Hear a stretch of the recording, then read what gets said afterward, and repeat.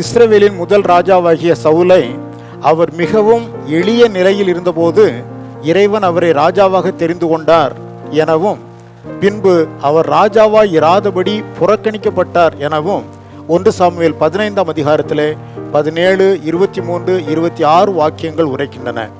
தேவன் தெரிந்தெடுத்த அந்த மனிதனை ஏன் அவர் புறக்கணித்து போட்டார்? அதற்கான காரணங்கள் என்ன?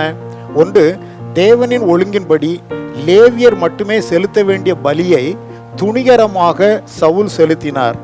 இரண்டாவதாக, தேவனுடைய வார்த்தைக்கு கீழ்ப்படியாமல் மீறுதல் செய்து அந்த பழியை ஜனங்கள் மீது அவர் சுமத்திவிட்டார்.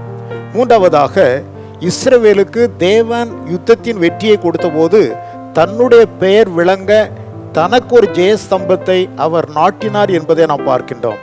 நான்காவதாக, கர்த்தரின் சேனைக்கு பெரிய வெற்றியை ஏற்படுத்தின தாவீது என்ற இளைஞன் மீது அவர் கொண்ட பொறாமை. ஐந்தாவதாக, தேவன் தந்த ராஜ்யத்தை ஆளுகை செய்வதை விட்டுவிட்டு தாவீது என்ற ஒரு மனிதனை கொல்வதற்காக அலையாய் அலைந்தது. இதனாலே அவர் புறக்கணிக்கப்பட்டார்.